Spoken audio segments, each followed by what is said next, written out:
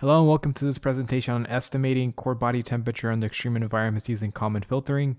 My name is Ezekiel Juarez Garcia, and this study was done alongside Dr. David Ferguson from Michigan State University and Dr. Nicholas Napoli from the University of Florida. Dr. Napoli and I are in the Human Informatics and Predictive Performance Optimization Lab at the University of Florida. I would like to start off by giving you an executive summary of our work. In this study, we estimated core body temperature in race car drivers using a Kalman filter in order to gain some insight into the conditions experienced by aircraft pilots and the level of heat stress that they experience under high cognitive and physical workloads. Using linear models relating core body temperature to heart rate and skin temperature measurements from non-invasive mobile biosensors, we were able to obtain an error that is comparable to studies done in less complex environments. In our lab, we were interested in studying human performance as it relates to high cognitive and physiological workloads. And through our research, we learned that pilot performance was degraded when under heat stress. These heat stress is caused by the extreme environments in which they operate in. These extreme environments are not only due to the high ambient temperatures that the pilots have to endure before piloting an aircraft, especially if the installation is near a desert or in a tropical high humidity environment. But these extreme environments can also stem from other internal or external stressors that the pilots undergo. So in order to gain some insight into these extreme environments and the amount of heat stress experienced by the operators, we wanted to see if we could use another extreme environment to act as an analog for pilots. Before continuing, I'd like to take a moment to talk about some other studies that have focused on core body temperature estimation. Some of the most prominent ones take a look at first responders such as firefighters, and in the absence of real-world data, they use controlled environments with controlled exercises in order to simulate these conditions that these first responders are experiencing. These studies tend to mainly focus on heat stress factors such as high ambient temperatures and improper heat dissipation due to layers of protective equipment that are worn by the first responders. Now I'd like to move on to the challenges involved with running these types of studies on pilots. The first one being in obtaining approval for the study, which is difficult. You have to ensure that the pilot safety is maintained throughout the experiment and that the sensors do not cause interference with the sensitive equipment on board the aircraft or on the pilot. And especially these sensors cannot cause any obstructions to the mobility of the pilot, or in the case of emergency situations, they can't get in the way of emergency ejections. There are also numerous uncontrollable variables that affect the quality of the data. For example, you can have data dropouts from the core temperature capsules. These capsules also exhibit anomalies when the operator consumes cold drinks. This is because the capsule hasn't made its way down far enough the digestive tract, and therefore is sensitive to changes in temperature. There are also G-forces that can elevate the heart rate of a pilot, for example, during tight maneuvers. This elevated heart rate is due to the insufficient amount of oxygen that is reaching the brain during the maneuver. The pilot can also become dehydrated due to the excessive sweating that occurs underneath the layered clothing and suit that they have to wear as the body tries to cool off. In order to get around the challenge of obtaining pilot data for heat stress studies, we looked at another demographic. This demographic is race car drivers, and we noticed that they experience similar conditions to those that aircraft pilots experience. For example, they both have impairment in heat dissipation due to layers of protective equipment. They can both experience high ambient temperature, especially drivers who are in open cockpits. Both demographics also experience radiated vehicle heat. For example, pilots can have heat come from the avionics or the heated airframe. They also have high physiological and cognitive workloads that can stem from other stressors such as G-forces and the emotional stress that they're always under. The final example that we note on the right-hand side is dehydration. This dehydration is caused by excessive sweating in order for the bodies to try to keep cool and thermoregulate. Having talked about the challenges and insights in this study, now I'd like to move on to the contributions.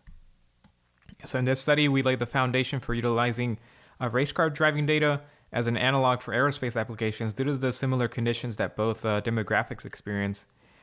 We demonstrated that a Kalman filter can estimate core body temperature in such extreme environments, despite numerous uncontrollable variables that affect the quality of the data.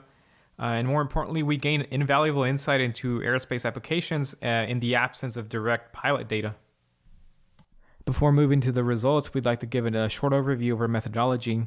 In order to capture the mobile readings for the heart rate and skin temperature, we use the EquiVital Live monitor, which is strapped to the chest of the driver, and the EquiVital Vital Sense capsule, which provides telemetric readings to the live monitor of the core temperature. We use the readings of the capsule as the ground truth measurements for core body temperature. We started out by processing this data and removing any anomalies and filtering it. The second part, we use coefficient fit training to learn the coefficients that form part of the Kalman filter linear models. And in the third phase of our methodology, we use the core temperature estimator in order to validate its performance. In this slide, we show the linear models that are used in the Kalman filter. On the left-hand side, you can see the heart rate versus core temperature model, which, although to a great extent capturing the linear trend in the data, you do see some peculiarities in the fit. For example, at the bottom extreme, you can see how the data points tend to curve upwards a little bit.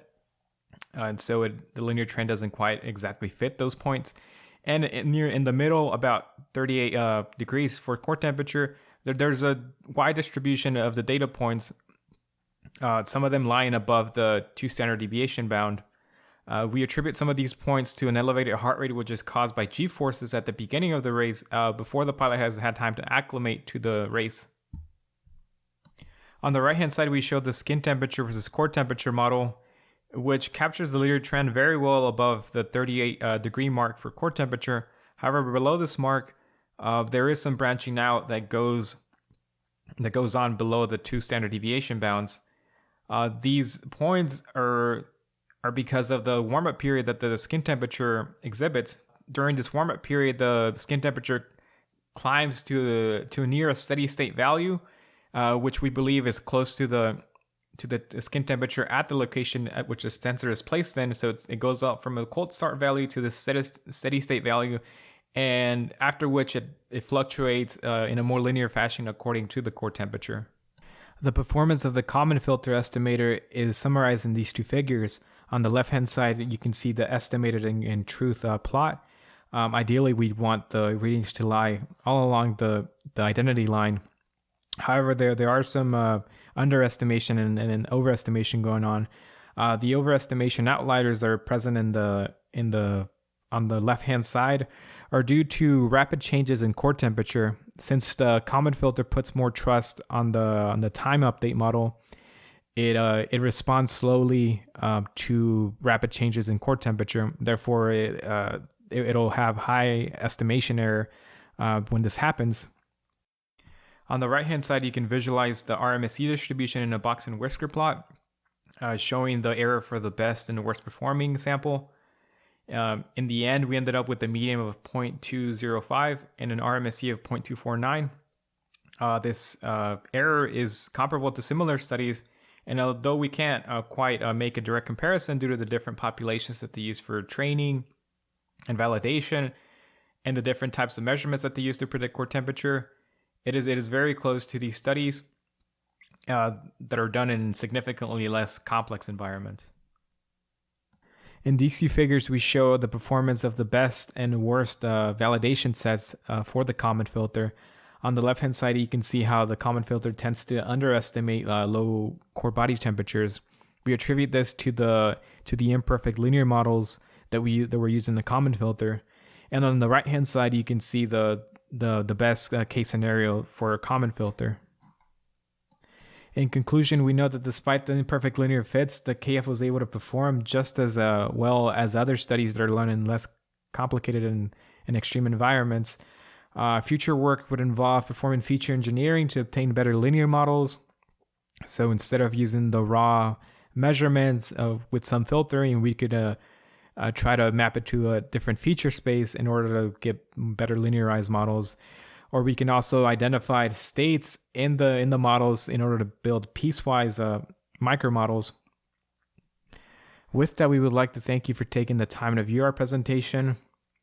You can contact us at the following emails if you have any questions, and we look forward to any questions you may have during the conference, and I hope that you enjoyed the rest of the conference. Thank you.